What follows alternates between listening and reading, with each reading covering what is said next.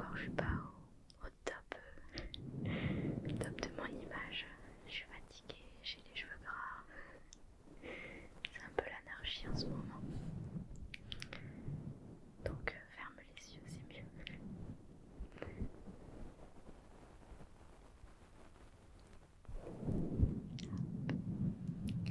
Je voulais te raconter par où commencer. Si tu me connais, tu sais que je suis actuellement ingénieure en informatique, que mon métier ne me convient pas du tout. À vrai dire, je suis allée dans l'informatique un peu par dépit, comment dire.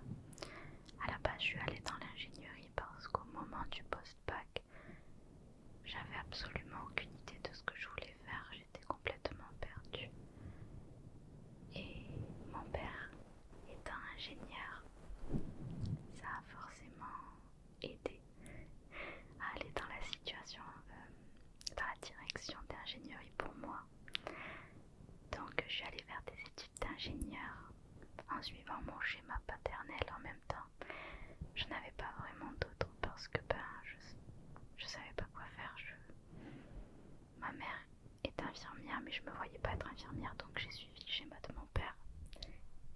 Et je suis allée dans l'ingénierie sans pour autant savoir ce que je voudrais faire par la suite en étant ingénieur. Mon père est ingénieur dans le domaine de l'eau, mais je savais que je voulais pas faire ça. Mais je me suis dit, ingénieur c'est vaste, il y a plein de domaines différents, je trouverai forcément quelque chose qui me plaira. Donc je suis allée dans une école d'ingénieur et au moment de choisir ma filière, vers quel domaine aller, et ben je savais toujours pas ce que je voulais faire. Je suis allée vers là où je pouvais avec mon classement parce que j'étais pas très bien classée, j'étais pas très bonne en physique. Et malheureusement c'était le plus gros coefficient, donc ça m'a pas mal plombé mon classement. Et vu qu'on était affecté dans des spécialités en fonction de nos classements, j'ai fait un peu comme j'ai pu avec le classement que j'avais. Résultat, je suis partie en informatique à Marseille. C'est d'ailleurs là-bas que j'ai commencé l'ASMR. Et donc, bref, tout ça pour dire que j'ai fait des études d'informatique par dépit, par défaut. Et je suis devenue ingénieure en informatique. J'ai aussi fait une année en plus en management pour m'ouvrir d'autres portes parce que je savais que l'informatique ne me plaisait pas vraiment. Et donc j'ai actuellement un bac plus 6, donc ingénieur en informatique et un master en management. Voilà. Avec ça j'ai commencé à travailler en novembre dernier dans une entreprise en tant que consultante. Donc le titre officiel de mon poste c'est business analyst. En gros je rédige des documents techniques sur un projet en informatique. Donc ça reste très technique et malheureusement c'est pas quelque chose qui me plaît. J'ai beaucoup de pression.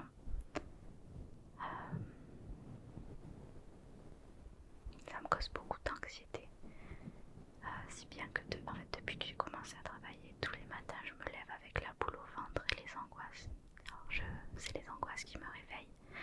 Même les jours où je suis en congé, j'ai cette boule au ventre. Il n'y a que quand je suis en week-end ou en vacances vraiment que j'arrive à déconnecter et là je peux dormir, j'arrive à être bien, à pas penser au travail et à être détendue. Mais quand j'ai un jour de congé par-ci par-là, ça suffit pas, je pense tout le temps au travail, tout le temps à mes angoisses et ça me rend pas heureuse du tout. Du coup je me suis dit waouh, si je suis comme ça alors que j'ai que 24 ans, je vais faire un burn-out à 24 ans alors que je viens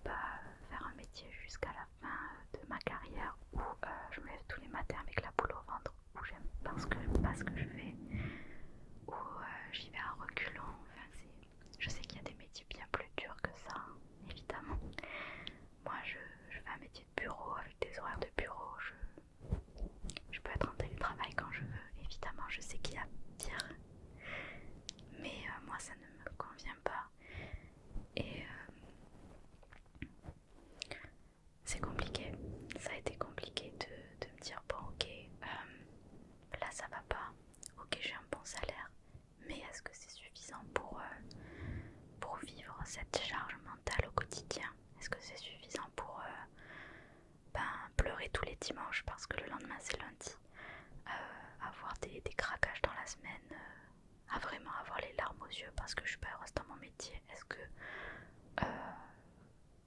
que gagner le salaire que je gagne, c'est un bon salaire pour un début de carrière? Actuellement, oui, je gagne 2000 euros après les impôts, donc 2000 euros net, c'est très bien. Mais est-ce que ça vaut vraiment tout ce mal-être? Je ne sais pas. Voilà. J'ai vraiment dû remettre ça en question, me dire est-ce que je suis capable, après avoir fait 6 ans d'études, de me remettre dans les études pour faire autre chose, pour me donner d'autres possibilités encore. Est-ce que je peux quitter cette entreprise où je viens à peine d'arriver finalement? Est-ce que je suis capable? Encore une fois, je suis tout le temps en train de me remettre en question et de ne pas avoir confiance en moi. Mais est-ce que je suis capable d'arriver à faire autre chose? Je suis fatiguée des études, est-ce que je suis capable de me remettre dedans? Est-ce que je vais y arriver? Pour faire quoi? La prise de conscience, ça a vraiment été mon anxiété, ma charge mentale. Ouais, c'est vraiment le fait de me dire que ouais non, là il y a des sonnettes d'alarme que je peux pas ignorer. C'est avoir des plaques d'eczéma, de stress sur le corps, sur tout le corps, plusieurs fois par an. C'est trop. C'est trop, mon corps m'envoie des signaux qui me font me dire là Mathilde, tu peux pas continuer comme ça. Il faut que c'est ta vie en fait, c'est à toi de la prendre en main et c'est à toi de trouver une solution pour te sortir de là. Ok.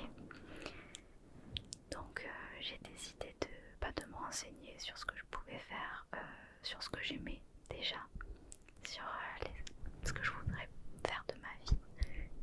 C'est vraiment tout remettre en cause parce que quand ça fait 6 ans que tu es dans des études, tu t'es un peu fait à l'idée que tu vas faire ça tout simplement jusqu'à la fin de ta vie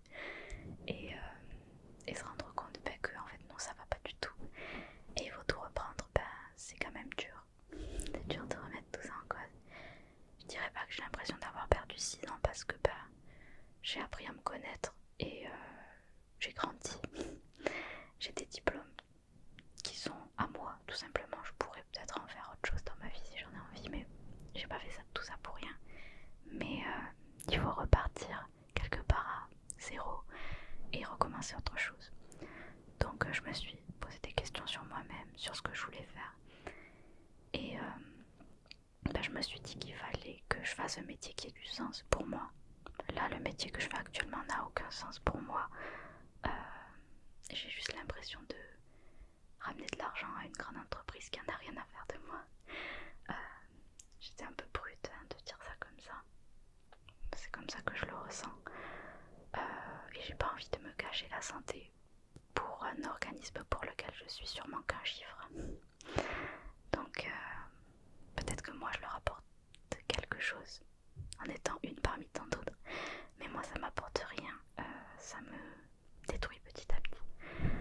Donc je me suis dit qu'il fallait que j'ai un métier qui ait du sens, qui m'apporte aussi quelque chose et où je peux me sentir utile, où je peux changer quelque chose. Je voulais avoir un impact, pouvoir... En fait, j'ai compris qu'il me manquait tout l'aspect humain que j'ai dans la SMR, toute la bienveillance, toute la positivité, vraiment la relation à l'autre que je peux avoir avec toi par exemple. Je l'avais pas dans mon métier et j'en ai besoin, j'en ai vraiment besoin. Donc j'ai réfléchi, j'ai regardé sur internet et puis j'ai pensé aussi à mon beau-père en fait qui est enseignant, professeur des écoles en classe de CE1 et qui parle souvent de son métier.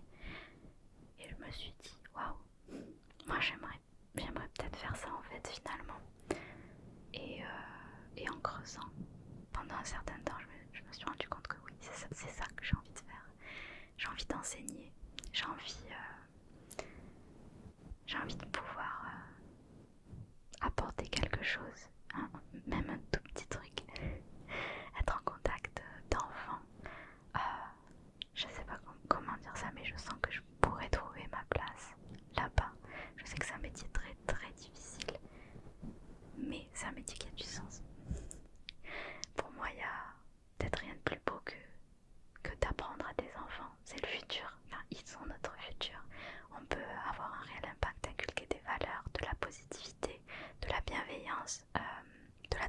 conférence aussi. C'est vraiment pour moi un métier magnifique. J'ai échangé avec des professeurs des écoles et tous sont fiers de ce métier-là, disent que c'est un des plus beaux métiers du monde et c'est très dur, c'est vraiment très très dur. Mais je pense que je suis capable d'y arriver et j'ai décidé d'aller dans cette voie-là. C'est totalement différent du monde de l'informatique pour le coup, mais c'est ce que je recherche. Je veux totalement un métier différent. Je veux pouvoir avoir des échanges humains, avoir un contact, des relations humaines, avoir de l'émotion, avoir... je sais pas comment dire ça. J'ai toujours aimé l'école. Me dire que je vais peut-être y passer toute ma vie, ça me dérange pas du tout. J'adore apprendre. Je pense que j'aimerais apprendre aux autres aussi. Donc voilà où j'en suis actuellement. J'ai décidé d'aller dans cette voie. Donc je me suis procuré tout le matériel nécessaire pour réviser le concours de professeur des écoles. J'ai acheté plein de livres. J'ai aussi souscrit à une formation en ligne pour passer le concours en candidat libre. Donc en fait c'est une formation avec des professeurs qui font des lives. Normalement les lives sont de 20h à 22h les soirs en semaine. Donc on a un planning de live et puis voilà. Donc je vais suivre ces cours là. J'ai déjà commencé d'ailleurs.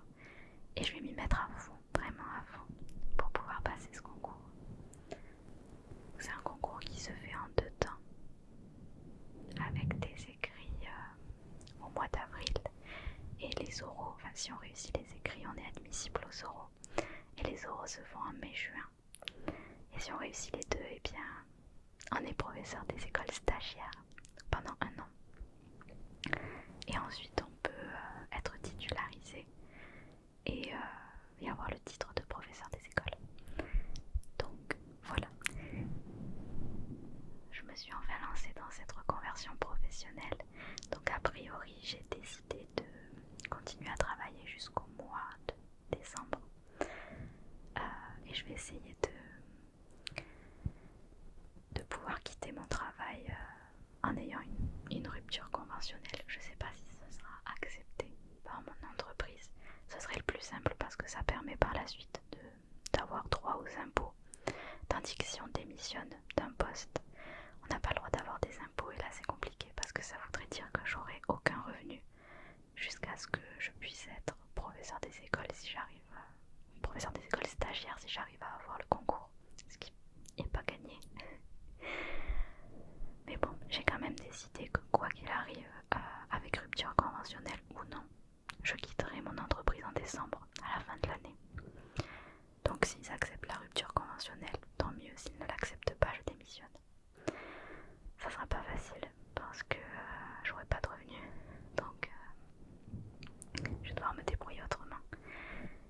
Mais ça me remplit de joie de me dire qu'à la fin de l'année, le calvaire est terminé, entre guillemets, et je peux tourner cette page de ma vie pour me consacrer pleinement à mes révisions, à mon concours et tout donner pour changer de voie et pour réaliser cette reconversion professionnelle. Au fond de moi, je pense que j'en suis capable parce que j'ai eu mon diplôme d'ingénieur, j'ai eu mon master, donc je sais travailler, je sais comment réviser. Mais j'ai toujours ce doute et je me dis toujours mais imagine, j'y arrive pas et comment ça va se passer, qu'est-ce que je vais faire. Enfin bref, je flippe complètement. Mais je vais tout donner. J'essaie de pas penser à qu'est-ce qui va se passer si j'y arrive pas. Bon, j'ai des éventuels, j'ai des solutions. Si j'arrive pas à avoir le concours, ben j'essaierai d'être enseignante contractuelle à partir de septembre. En fait, c'est des enseignants qui sont recrutés sans concours, sans diplôme en fait pour pallier à des manques d'effectifs. Donc je ferai ça pour préparer le concours encore pour l'année d'après si jamais je le rate. Mais j'ai pas envie de me laisser cette possibilité là. J'ai envie de me dire t'as ce concours et c'est tout. Il n'y a pas de je vais pas l'avoir, non. Mathilde, tu vas avoir ce concours, t'as pas le choix en fait. Donc je vais tout donner et j'espère vraiment avoir ce concours. Ça va me prendre beaucoup de temps. Je réussir à gérer le concours, la SMR et mon travail jusqu'à décembre. Ensuite, vu que je vais quitter mon travail à partir de décembre, ça risque d'être plus simple pour moi de gérer l'ASMR et les révisions parce que je ferai que ça. Toute la journée je pourrais réviser puis faire de l'ASMR en fin de journée. J'aurai une balance entre les deux qui fait que ce sera plus simple à gérer. Mais sinon là jusqu'à décembre je vais devoir gérer mon travail, l'ASMR et les révisions. J'espère que je ne vais pas devoir trop réduire la quantité d'ASMR. S'il le faut, je le ferai parce que j'ai pas le choix. Mais j'espère que ce sera pas le cas. En tout cas, je suis heureuse vraiment de me dire que j'ai trouvé là où je vais. J'y vais sereinement, j'y vais sûrement d'un pas décidé.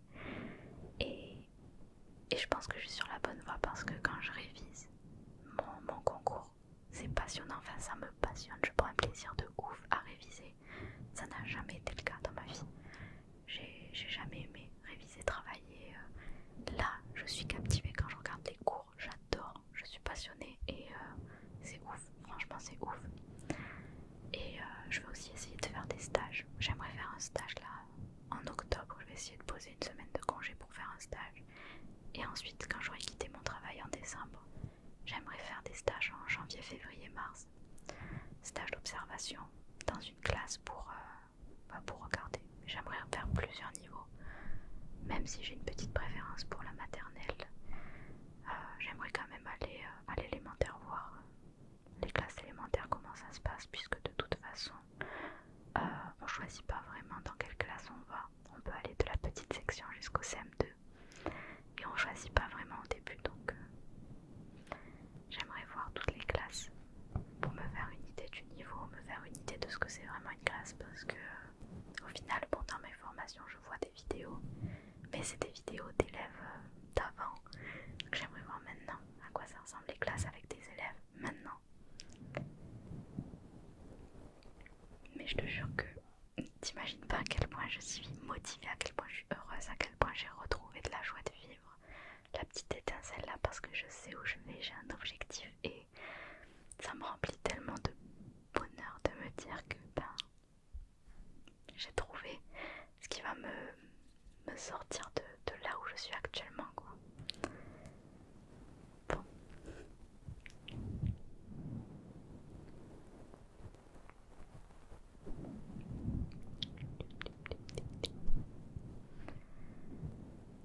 J'ai enfin trouvé là où j'allais, mon objectif, ma voie. Et je vais pouvoir quitter cet environnement qui est nocif pour moi, qui est anxiogène pour moi, dans lequel je peux pas être moi-même, dans lequel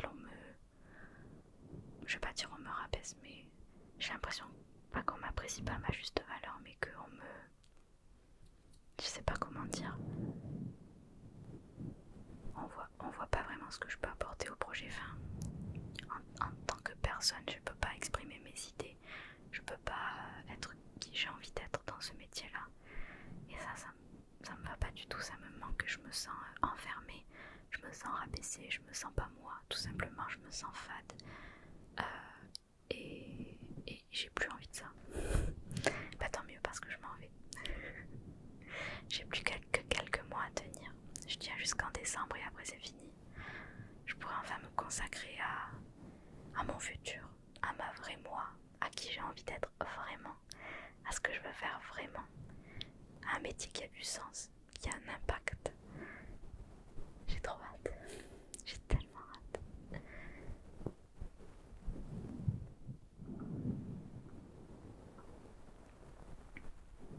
J'espère vraiment que je vais y arriver. Je vais tout faire pour. Et j'espère que je vais y arriver du premier coup. Sinon ça va compliquer les choses. Mais bon, ça peut arriver. Mais j'espère que je vais y arriver. À part ça, j'ai pas grand chose à dire de plus. Parce que tout va bien sinon. Mon copain va bien. Seiko va bien aussi. Les cochons d'Inde aussi. En vrai tout va bien. Et moi aussi je vais bien. Je suis en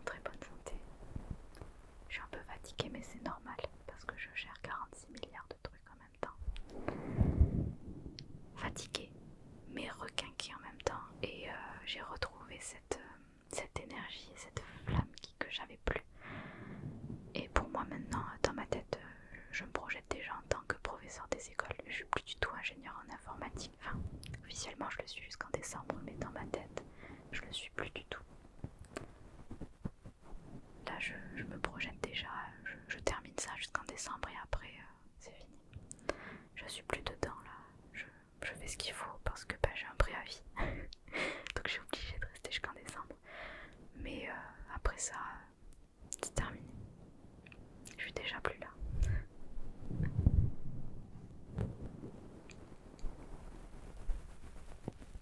Et sinon, tout va bien. Juste voilà, je m'excuse si ces prochaines semaines, prochains mois, je suis moins présente ici ou sur TikTok. C'est parce que je révise la plupart du temps après le travail. J'ai pas forcément le temps de faire des lives ou de tourner des vidéos parce que je révise, d'autant plus quand les lives vont commencer. Les lives de ma formation, ça sera de 20h à 22h. Donc pile poil sur mes créneaux de live TikTok. Donc je pourrais pas vraiment faire de live TikTok. Voilà. Je tenais à m'excuser, je vais essayer quand même de garder un bon rythme de vidéo. Mais en tout cas, si le rythme diminue, vous savez pourquoi.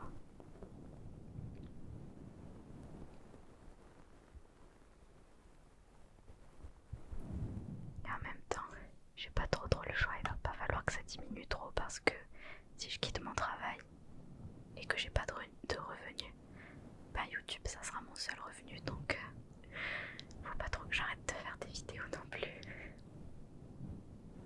Ça me fait peur, ça vraiment c'est un des trucs qui me fait le plus peur, c'est de ne plus avoir de revenus financiers. Je vais être à la rue, je vais faire de l'ASMR dans la rue. Je rigole, mais ça me fait peur quand même.